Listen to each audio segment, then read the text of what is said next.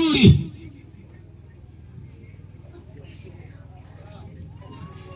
Napendeka ile andiko ambayo inasema kifo cha mzee Ibrahimu. Wanasema amekufa kifo kizuri, ameshiba nini siku. Bwana Yesu asifiwe sana. Hata wazee nao pia wameshiba siku, wamekufa kifo kizuri, kwa sababu wamelinda imani, wamelinda mwenendo, wamependana. Sisi wa leo vipi? Sisi wa leo, wachungaji wa leo, wachungaji wa leo, tujue kama tuna mtihani. Tuna mtihani. Wenzetu wameliacha kanisa kwa usalama, wote wametoweka, wakaacha kanisa kwa usalama, wametuachia kanisa sisi, na ni lazima sisi tuliache kanisa kwa usalama, kwa upendo. Bwana Yesu asifiwe mkutano. Bwana Yesu asifiwe mkutano. Leo tutasema neno kupigana vita. Tutakuwa na maneno matatu tu kwa haraka. Tutakuwa na maneno matatu kuhusu kupigana vita. Vizuri.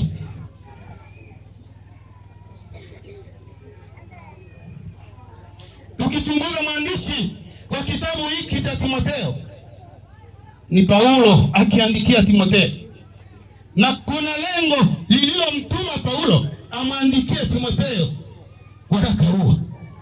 Kuna maneno matatu ambayo imemtuma Paulo amwandikie Timotheo. Bwana Yesu asifiwe sana. Bwana Yesu asifiwe mkutano. Neno la kwanza, Timotheo alikuwa na woga. Paulo akamwambia acha woga. Timotheo amechukua kanisa la Efeso na kijana. Na ndio maana Paulo akamwandikia waraka huu. Akamwambia aache woga. Ukisoma Timotheo wa pili sura ya kwanza na mstari wa 7. Neno la pili, Timotheo alikuwa na haya ya kusimama kwenye mkutano, ya kusimama kufundisha. Akamwambia usiwe na haya, usiwe na haya. Bwana Yesu asifiwe. Neno la tatu, ukisoma kwenye ile ya pili, ukisoma Timotheo wa pili 1 na mstari wa 8. La tatu, Timotheo apige vita vizuri, kwa sababu amemweka kwenye shamba la nini? La vita. Bwana Yesu asifiwe mkutano. Bwana Yesu asifiwe kanisa. Timotheo akawekwa kwenye shamba la vita. Akamwambia upige vita vizuri, usipige vita vibaya, tupige vita vizuri. Wachungaji wenzangu, ni lazima tupige vita vizuri, tusifeli, tusifeli. Tuko kwenye mtihani, rendezvous yetu ni mbinguni. Bwana Yesu asifiwe. Rendezvous ni wapi? Mbinguni. Umwambie mwenzako ni mlozi, na wewe unayemwambia mwenzako ni mlozi, ujue kama naambia mwenzangu ni mlozi, nifike mbinguni. Rendezvous wapi? Mbinguni. Bwana Yesu asifiwe.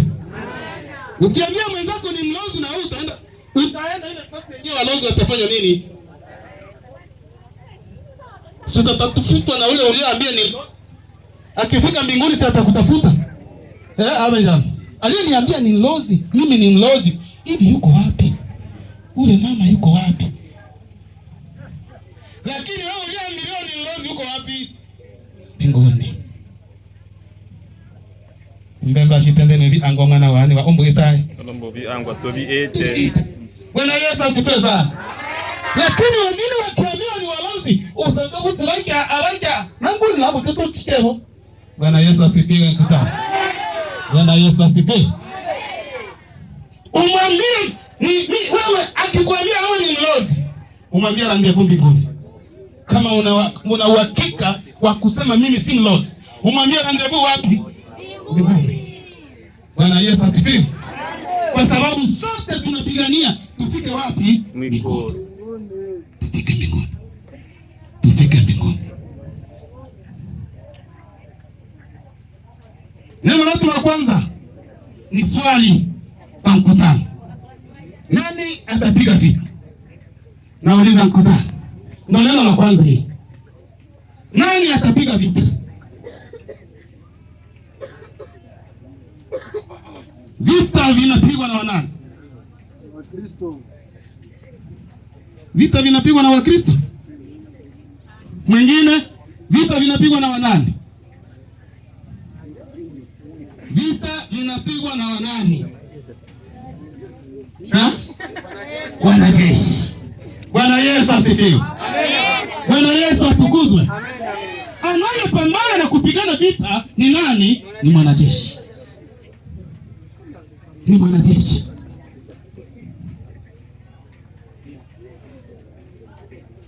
Anayepambana na kupigana vita ni mwanajeshi. Na mwanajeshi akienda vitani, huwa anajiandaa. Huwa anafanya nini? Anajiandaa. Bwana Yesu asifiwe sana. Mwanajeshi akienda vitani, atajiandaa kwanza na silaha. Lazima awe na nini? Na silaha. Hautaenda vitani mikono wazi, utashikwa mateka. Bwana Yesu asifiwe mkutano. Cha kwanza ni silaha. Na ndio maana Paulo ameandika kwenye kitabu cha Waefeso, akaandika ya kwamba vaeni silaha zote za Mungu. Kwa sababu alijua sisi tuliookoka tuko kwenye mapambano. Sisi ni wanajeshi, tunapambana, tunapigana na nguvu zote za dunia. Bwana Yesu asifiwe. Yesu asifiwe mkutano. Bwana Yesu asifiwe.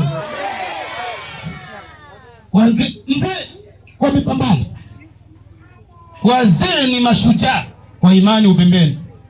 Mzee ni shujaa, ni mashujaa wa imani kwetu Ubembe. Ukatae usikatae, kwangu mimi nasema ni shujaa. Bwana Yesu asifiwe sana. Bwana Yesu asifiwe mkutano. Na ndio maana nina kila sababu ya kulitangaza neno la Mungu kwenye kilio cha mzee. Amen. Bwana Yesu asifiwe. Tufuate mapambano ambapo wazee wetu wamepambana. Na tukifuata yale mapambano, tukivaa zile silaha, tutawaona mbinguni. Tutawaona mbinguni. Tutawaona wapi? Mbinguni. Pale jana nilipoangalia kwenye mtandao, nikaona pale Elenyonga, kanisa letu lote la Kimethodisti lipo Elenyonga kwa ajili ya kumzika nani? Mzee shujaa. Bwana Yesu asifiwe sana. Eveshe yote iko Elenyonga. Tukaangalia wale wakuu wa mabaraza wote wako Elenyonga. Si ni kanisa lote vile? Bwana Yesu asifiwe mkutano. Bwana Yesu asifiwe kanisa. Wewe unabakia ujiulize, mimi nimetoka nini kwa mzee? Tungeandika mafundisho yake kama vile wachezaji wa mpira wanakuwaka wanaandika magoli yote waliofunga. Utasikia amefunga magoli karibuni 1000. Si ndio hivyo? Na sisi tukihesabia mafundisho ya mzee kuanza Kongo na hapa inafika maelfu na maelfu. Bwana Yesu asifiwe. Hakuacha deni duniani. Hakuacha deni duniani. Amekufa kifo kizuri. Amepambana. Na akamiminiwa na kifo. Bwana Yesu asifiwe. Bwana Yesu asifiwe. Mkuu wa kanisa Mheshimiwa Askofu anaandika kwenye mtandao kifo cha mzee. Anaandika ya kwamba mzee Donatien hakukufa, amefanya nini? Amehama. Anasema amehama. Mungu amemtwaa mtu wake. Bwana Yesu asifiwe sana. Amen. Bwana Yesu atukuzwe. Na kweli mzee amehama. Mzee amehama. Lakini ujiulize, kwa mzee mimi nimetoka nini? Ni mengi mzee amefundisha. Ni mengi mengi tumeyasikia kutoka kwake. Alifundisha wazee, akafundisha vijana, akafundisha wamama, alifundisha kila rika. Mzee alifundisha kila rika, na ni peke yake tu.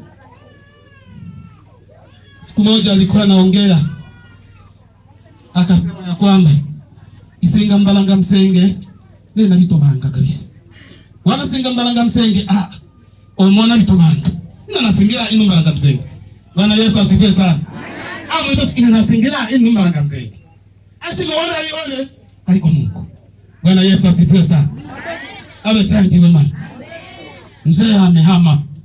Mzee ametwaliwa na Mungu. Mungu amemchukua mtu wake. Shujaa. Mzee ni shujaa. Angalia kwenye mitandao, uone kisa wanavyomsifu mzee. Walio nchi mbalimbali, walio Canada, walio Australia, walio Marekani, walio Kongo, walio sehemu mbalimbali, wanasema shujaa ametwaliwa. Bwana Yesu asifiwe. Bwana Yesu asifiwe. Lakini nabii akiwa na heshima, mjue kama nabii ana heshima kwao. Mzee alikuwa si msomi wa Biblia, lakini amefundisha wasomi. Bwana Yesu asifiwe. Mzee alikuwa si msomi wa Biblia, lakini wana teolojia, walisansie, mzee aliwafundisha. Wamefika kwa mzee na kusema tunakuja kwako ili kufanya nini? Utafundisha. Bwana Yesu asifiwe sana. Amen. Bwana Yesu atukuzwe kabisa. Walijua mzee alichonacho. Walijua alichonacho. Amepambana. Alikuwa na silaha. Na silaha yake ilikuwa inajaa. Akapigana vita. Akashinda vita ya dunia. Bwana Yesu asifiwe.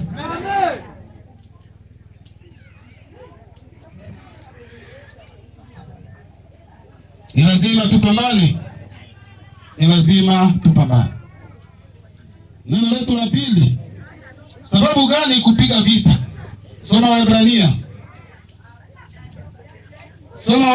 11:34. Sababu gani